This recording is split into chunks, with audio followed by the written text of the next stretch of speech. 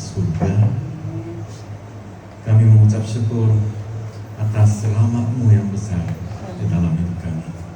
Khususnya pada pagi hari ini kami berkumpul di hadapan-Mu Tuhan. Tuhan, bersabdalah kepada kami. Kami siap untuk mendengarnya. Tuhan, berfirmanlah kepada kami. Kami sudah siap untuk melakukannya di dalam kehidupan kami. Tuhan, berilah hikmat dari surga kepada kami, supaya kami boleh memahami firman-Mu dan boleh menyadari apakah kehendak-Mu terhadap kepada kami, Tuhan. Dalam nama Tuhan Yesus Kristus kami berdoa dan mengucap syukur. Amin. Pembacaan firman Tuhan hari ini dari 2 Korintus pasal 13 ayat ke-5 hingga ayat ke-7. Kita akan membaca 2 Korintus pasal 13 ayat 5 hingga ayat ke-7. 3 ayat itu kita akan membaca bersama.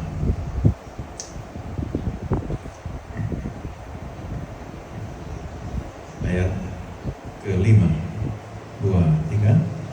Ujilah dirimu sendiri, apakah kamu tetap tegak di dalam iman.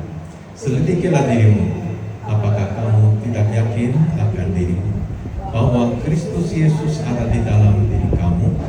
Sebab jika tidak demikian, kamu tidak tahan uji. Tetapi aku berharap bahwa kamu tahu bahwa bukan kami yang tidak tahan uji. Kami berdoa kepada Allah agar kamu jangan berbuat jahat, bukan supaya kami ternyata tahan uji, melainkan supaya kamu ini boleh berbuat apa yang baik, sekalipun kami sendiri tampaknya tidak tahan uji. Hari ini, hari yang terakhir tahun 2023. Kemudian besoknya adalah hari pertama tahun baru, tahun 2024.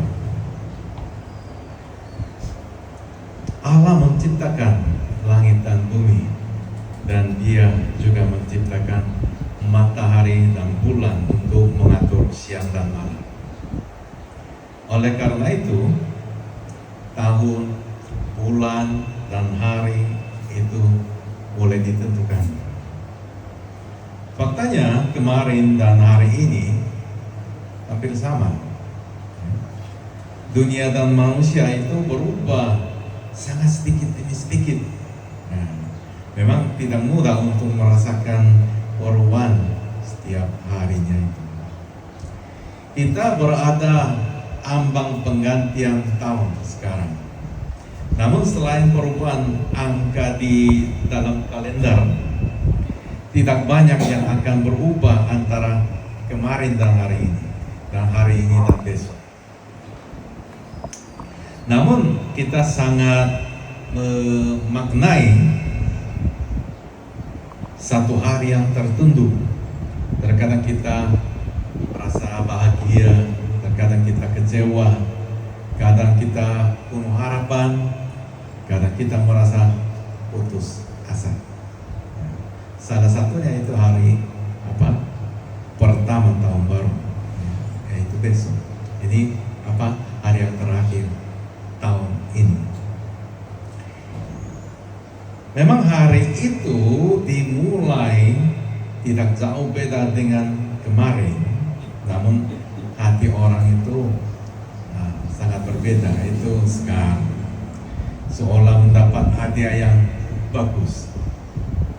Mungkin tidak banyak orang tidak merasakan apa-apa yang untuk menyambut tahun baru.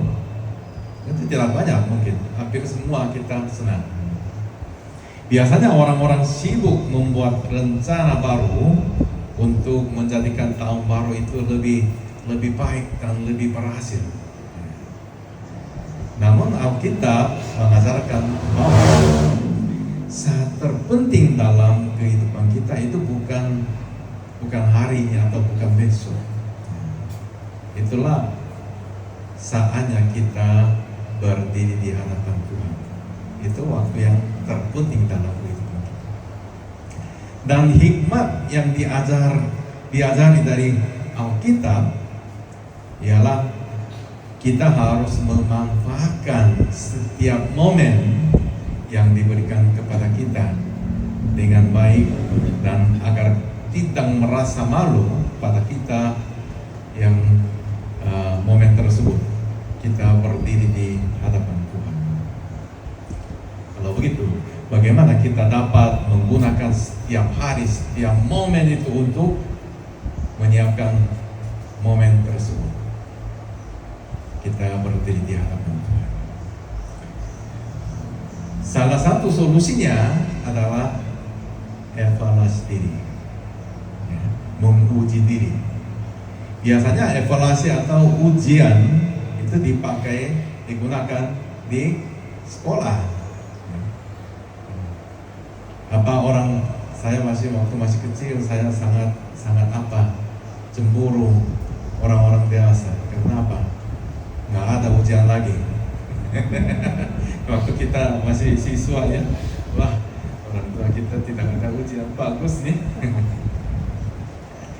Pada zaman dahulu, zaman kuno, ya, belum ada sistem pendidikan seperti masa kini. Pada saat itu jumlah siswanya belum banyak. Mungkin satu guru itu mengajar 1, 2 orang, 3 orang saja.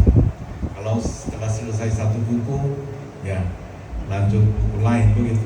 Nggak ada kurikulum seperti zaman ini. Tapi seiring bertambah banyak jumlah siswa, sistem pendidikan itu diperlukan. Kemudian di zaman modern ini, sistem sekolah itu sudah ada seperti TK, SD, SMP, SMA, dan perguruan tinggi. Dan ada juga sistem kelas dan semester, dan itu semuanya sudah dibentuk. Sistem sistematis begini itu cara terbaik untuk mengajar jumlah banyak siswa, dan itulah cara yang sangat efektif. Bukan hanya untuk mengajar 1, 2 orang. Dan sistem tahun akademis dan sistem semester itu ditentukan. Dan ada satu unsur penting di dalam sistem pendidikan begini, itulah penilaian, evaluasi. Satu proses diperlukan untuk memeriksa apakah siswa ini telah memahami sepenuhnya apa yang diajarkan selama semester itu, sehingga gimana anak ini memiliki kemampuan untuk naik kelas berikutnya. Itu ujian evaluasi atau penilaian. Ujian tersebut merupakan penilaian objektif, bukan subjektif. Jadi zaman ini tidak ada guru yang tanya kepada siswa, kamu sudah siap untuk naik kelas? Oh, sudah siap. Oh, boleh naik. Tidak ada begitu. Karena apa? Sudah ada ujian. Kalau ujian lulus, ya boleh naik. Nah, itu objektif. Jadi semua orang setuju anak itu boleh naik kelas. Kalau gagal gimana? Ulang lagi. Kelas itu ulang lagi. Nah, begitu. Bagaimana hal ini juga bisa diterapkan dalam iman kita. Dan kebanyakan orang berpikir bahwa iman kita ini sudah cukup baik. Itu pikiran sendiri, subjektif, bukan objektif ya. Banyak orang mungkin berpikir mereka layak masuk surga. Pikiran sendiri juga. Mimpi buruk yang paling menakutkan bagi orang percaya itu apa? Ya, bad dream. Bad dream itu apa? Pada waktu kita berdiri di hadapan Tuhan, Tuhan bilang, Tuhan berkata, siapa kamu? Aku tidak mengenal engkau. Kamu. Nah, begitu. Wah, kalau begitu gimana ya? Wah, masalah besar itu. Masalah besar. Ya, karena itu ya, ayat hari ini Rasul Paulus dia mengatakan kepada jemaat Korintus demikian. Apa? Ayat 5 berkata, ujilah dirimu sendiri. Apakah kamu tetap tegak di dalam iman? Selidikilah dirimu. Apakah kamu tidak yakin akan dirimu bahwa Kristus Yesus ada di dalam diri kamu? Apa yang dikatakan untuk memuji, yaitu bukan apakah telah kamu lakukan, ya. Prestasi apa yang sudah kamu lakukan, sudah disampaikan, sudah dicampaikan, enggak. Posisi apa yang kamu terima, tidak juga. Jadi katanya, ujilah dirimu sendiri, apakah kamu tetap tegak di dalam iman.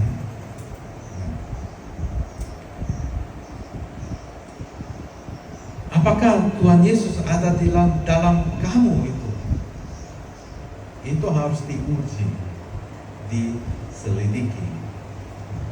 Tuhan tidak ingin kita melakukan banyak hal, tetapi Dia mengingini kita menjadi orang-orang yang ditujukan Dia, diinginkan Dia.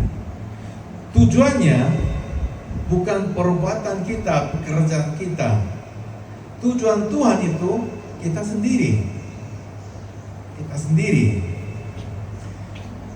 Jadi pentingnya ini, perhatian Tuhan itu bukan melakukan. Itu apa? Menjadi. Kita harus menjadi yang berkenan pada Dia. Ada kisah tentang persembahan korban Kain dan Habel di Kejadian pasal 4. Ketika Kain dia mempersembahkan korbannya, apakah dia berpikir bahwa Tuhan pasti tidak menerima persembahanku? Apakah begitu? Mungkin tidak. Dia berpikir mungkin Tuhan pasti akan terima. Begitu pula di dalam ibadah, ada ibadah yang diterima Allah, diterima Tuhan, dan juga pula ibadah yang tidak diterimanya. Mungkin ada hal-hal yang dalam persembahan kita, mungkin ada yang Tuhan tidak suka menerimanya. Jika kita perhatikan kitab-kitab Nabi, kita dapat melihat bahwa kurban yang dipersembahkan oleh bangsa Israel itu dianggap sebagai jijikan di mata Tuhan. Pada saat mereka, bangsa Israel itu korup dan mereka tidak adil. Meskipun sulit untuk melihat isi hati manusia di mata manusia, mata kita, tapi Tuhan mengetahui bahkan pikiran terdalam kita. Hal yang sama berlaku untuk orang-orang percaya pada masa kini. Ada orang-orang yang tampaknya beriman di luar, tapi di dalamnya adalah orang-orang duniawi sekali. Ada. Tapi tidak mudah untuk mengetahui apakah seseorang ini orang percaya sungguh-sungguh atau tidak. Itu susah untuk mengetahui dengan penampilannya. Sungguh menakutkan kita jika Tuhan tidak mengenal kita nanti. Walaupun kita sendiri sudah rajin untuk melayani dengan berbagai macam pelayanan. Begitu. Pada zaman Tuhan Yesus, samalah. Banyak orang Yahudi mengatakan bahwa mereka rajin untuk menyembah, sujud menyembah Tuhan, melayani Tuhan dengan setia dan rajin. Namun Tuhan Yesus tidak mengakui mereka. Bahkan Tuhan memarahi orang-orang Farisi, orang-orang Saduki, orang-orang imam-imam itu, Kemudian Tuhan menyebut mereka, kamu keturunan ular beludak. Jadi pikiran sendiri itu ya tidak tepat memang, karena itu subjektif. Kita harus menguji diri sendiri dengan cara objektif. Memang fakta ini memberi tantangan besar bagi kita saat ini. Oleh karena itu sangat pentinglah untuk memastikan apakah kita benar-benar orang beriman atau tidak. Jadi seperti yang dikatakan ayat kelima, kita harus menguji diri kita dan menyelidiki diri kita. Dan hari ini adalah hari terakhir pada tahun ini. Itulah waktu yang cocok untuk melakukan menguji diri, menyelidiki diri. Jadi mari kita hari ini merenungkan tentang iman. Yang pertama, di iman itu, iman kita ada dua macam, yaitu iman yang teguh, iman yang kokoh, dan iman yang lemah. Ada kata bahwa ada iman seperti gelumbung sabun, dan ada iman seperti bola spa. Mungkin anak dan cucu-cucu kita kadang bermain dengan gelumbung sabun ya. Itu sangat menarik bagi walaupun orang dewasa ya, itu menarik juga. Kadang-kadang tapi gelombang sabun itu langsung pecah ya jika kita menyentuhnya dengan jari ya. Walaupun kita tiup saja itu pecah juga. Namun bola spa itu sangat mempertahankan bentuknya. Walaupun orang-orang yang menentangnya sepanjang hari, sepanjang minggu, tapi bentuknya tetap sama, tidak pecah, tidak meledak. Nah, iman manakah yang seperti gelombang sabun? Iman seperti apa itu sekuat dengan bola spa? Orang yang beriman bagaikan gelombang sabun akan berbahagia ketika mereka mendapat berkat dunia. Ada seorang bapak, satu keluarga, mereka terima berkat. Memang berkat itu berkat yang kelihatan, nampak, ya. Kebanyakan itu kita heran itu berkat dunia. Wah, ya dapat banyak uang. Wah, itu kita melihat seperti apa? Gelombang sabun. Wah, itu cantik, ya itu hebat, itu luar biasa. Tapi sementara itu kan, nanti itu pecah. Kemudian yang lain bikin lagi gelombang sabun. Wah, itu bagus, ya cantik. Tapi sementara pecah lagi. Apakah iman yang benar? Tidak begitu. Apakah iman yang terbaik di dalam jemaat kita? Ada bapak ibu yang satu keluarga, mereka menderita dengan segala macam kesulitan ekonomi, kesehatan, tapi keluarga itu tetap setia untuk hadir dalam ibadah. Mereka tetap melayani walaupun kesusahan itu parah di dalam kehidupannya, tapi tetap dia setia. Itu yang iman yang hebat, iman yang benar. Itu apa? Iman seperti apa? Bola spa. Pukul-pukul, melenek-melenek, menentang terus, tapi tetap sama. Itu imannya. Jemaat GPI Bethlehem Transformasi. Memang tahun ini ya, saya ingat ada kesulitan besar. Walaupun saya baru mendengar kemarin, tapi ya saya bisa bersimpati, bisa merasa sama. Karena di Korea juga ada masalah-masalah yang sama di Korea, di gereja Korea juga. Pasti ya pasti ada tantangan besar, pergeseran dalam hati, itu luar biasa mungkin. Tapi bapak-bapak, ibu-ibu yang ada di tempat ini luar biasa. Saya kira saudara-saudara, bapak, ibu itu semuanya sudah punya iman seperti apa? Bukan gelembung sama. Amin. Puji Tuhan. Yang dicari oleh iman seperti itu bukan berkat duniawi dan melainkan Tuhan Yesus sendiri. Itulah iman yang benar. Kita harus berpikir sungguh-sungguh, apakah kita harapkan Tuhan Yesus atau berkat duniawi.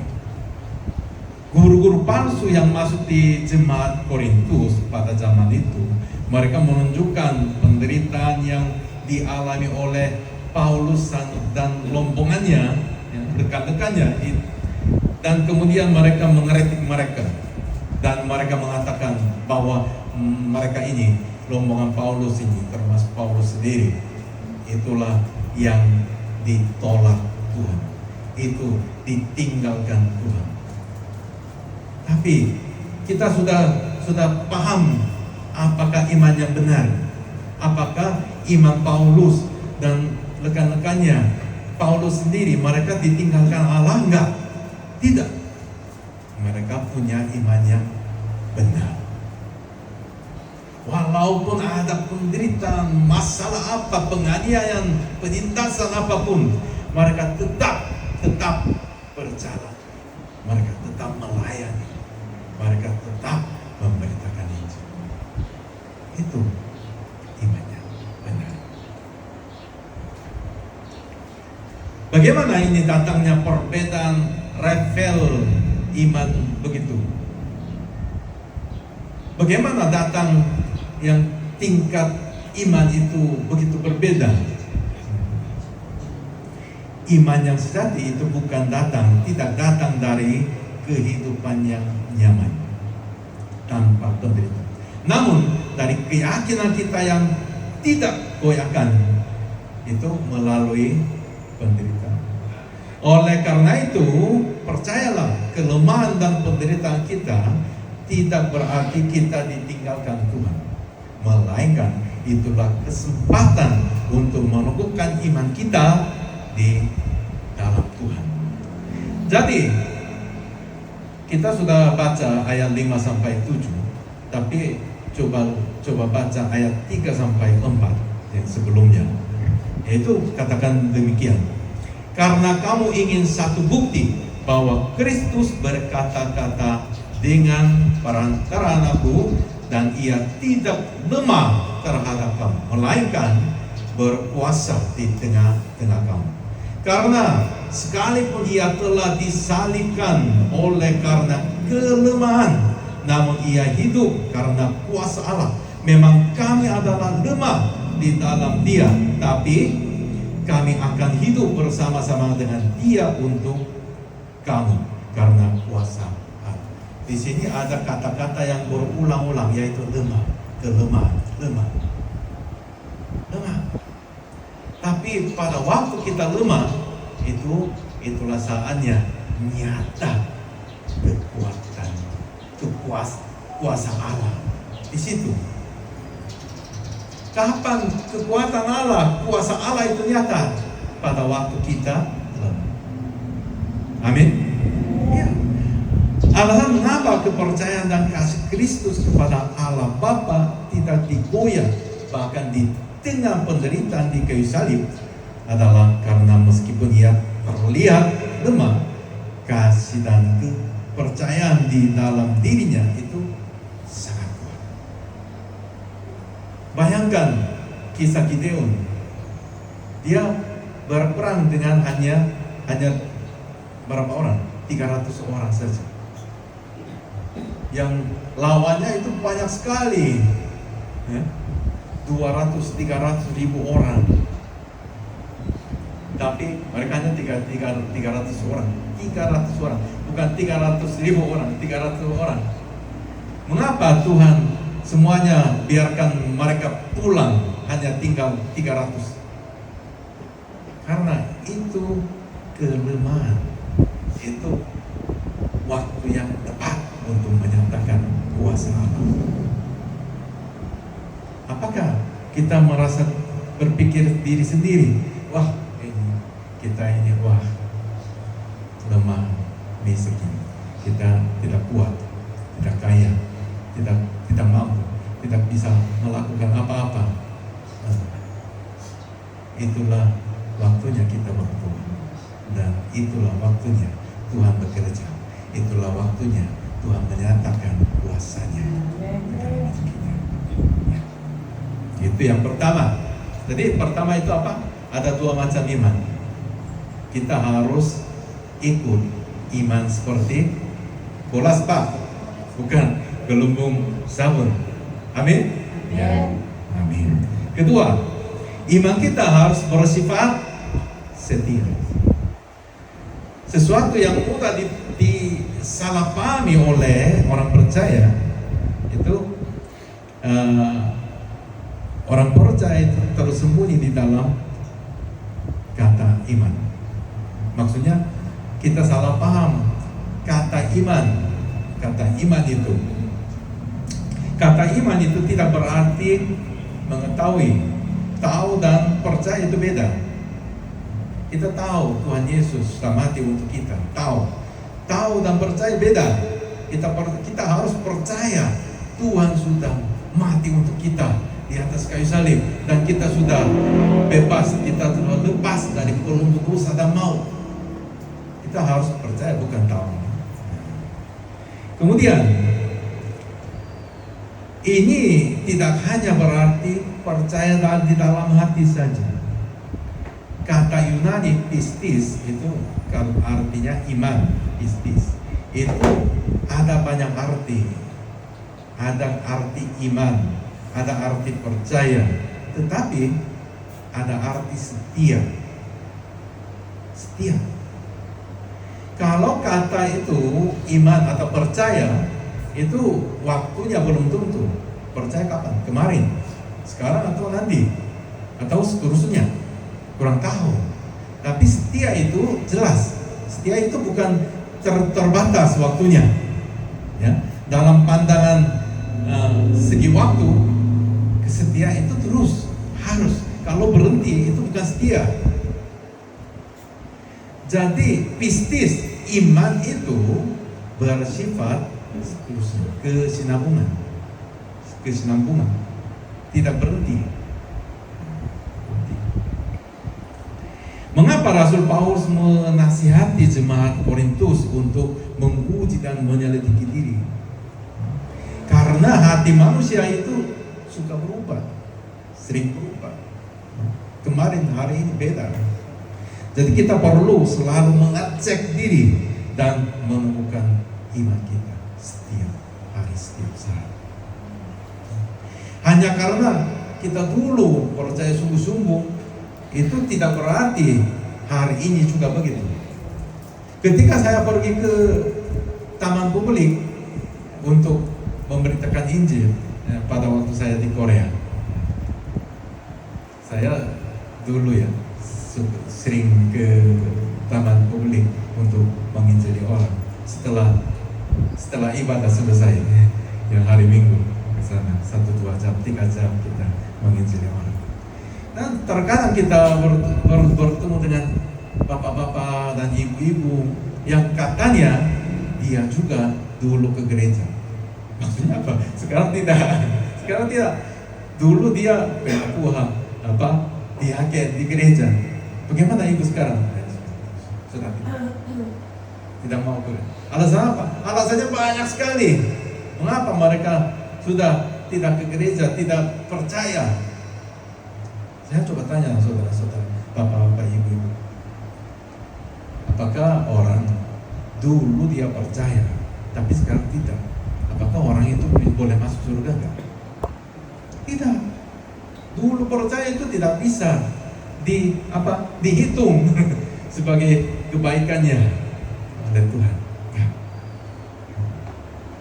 Iman kita kepada Tuhan Yesus Kristus harus berkesinambungan, harus berlangsung.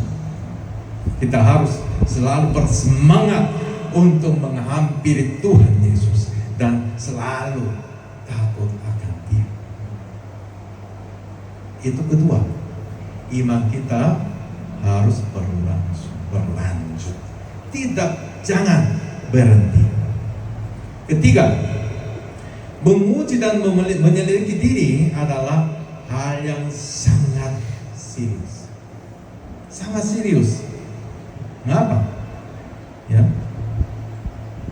Dalam Alkitab terjemahan baru bahasa Indonesia oleh Lembaga Alkitab Indonesia, bagian terakhir dari ayat kelima ini diterjemahkan dengan kata begini: sebab jika tidak demikian, kamu tidak tahan uji. Memang kata ini sangat membingungkan saya. Tidak tahan uji. Apa maksudnya? Tidak tahan uji. Sebenarnya itu ya tidak gampang, tidak mudah untuk mengerti. Kata yang diterjemahkan tidak tahan uji itu hanya satu kata dalam bahasa asli, bahasa Yunani. Kata Yunani adokimos itu punya arti tidak diterima atau ditolak, tidak berharga, dan ada arti juga ditinggalkan oleh Tuhan. Jadi ya bisa lebih gampang ya, tidak tahan uji. Tidak sedemikian kamu tidak tahan uji, atau begini, kalau jika kamu tidak demikian, kamu ditinggalkan Tuhan. Apakah yang lebih gampang mengerti? Mungkin yang di belakangnya lebih setelah itu kan? Tuh. Pada ayat ke-7 ada kalimat supaya kami ternyata tahan uji. Paulus dan rombongannya, rekan-rekannya itu mereka bilang supaya kami ternyata tahan uji. Tahan uji ini kata aslinya apa? Dokimos. Tadi tidak tahan uji itu adikomos. Kalau tahan uji bukan tidak, itu cabut tidak, itu dikomos. Dikomos. Kalau kata atau huruf A di depan kata itu artinya seperti non, tidak, bukan. Jadi dikomos itu artinya apa? Itu diterima, boleh diterima, diakui dan berkenan pada Tuhan. Dikomos. Kalau tambah A di depan, itu artinya balik, tidak diterima Tuhan, ya, ditinggalkan Tuhan, begitu. Ya.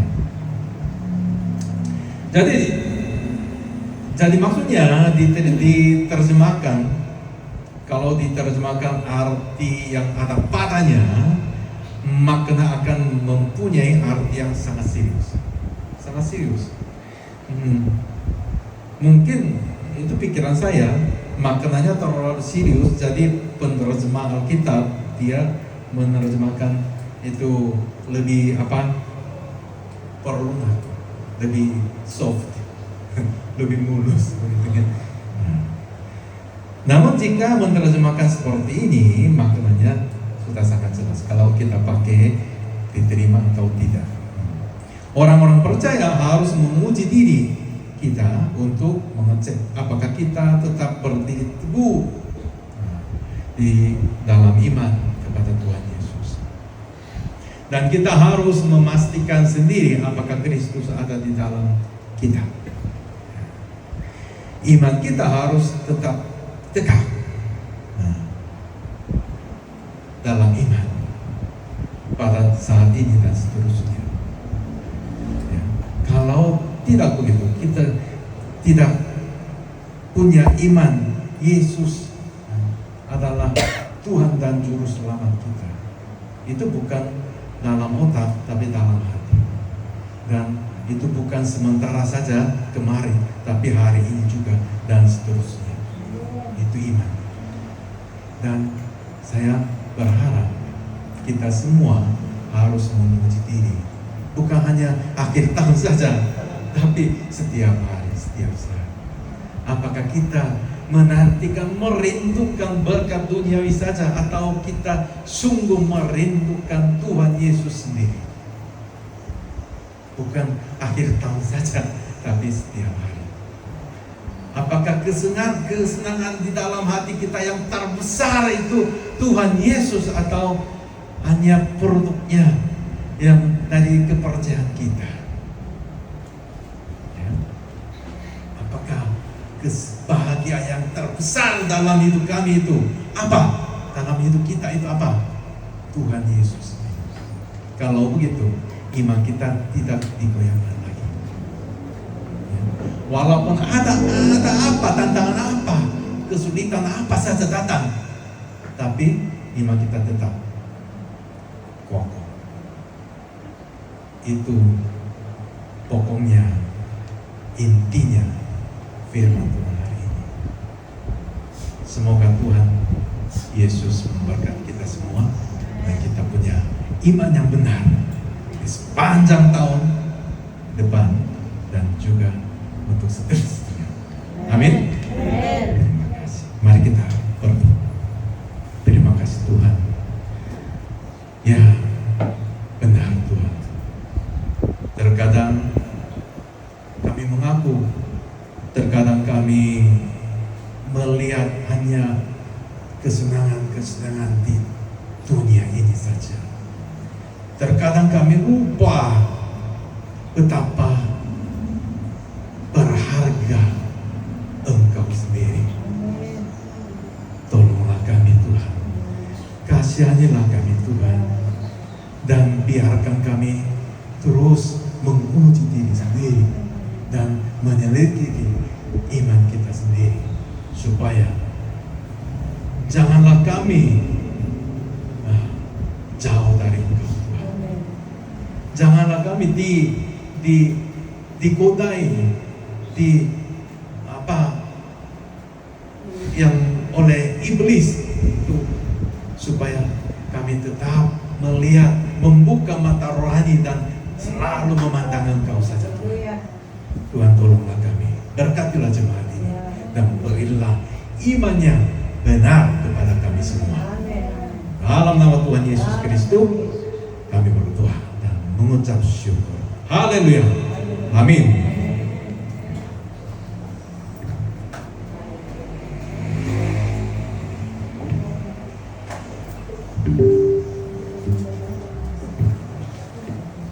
Baiklah, kita akan memberi persembahan.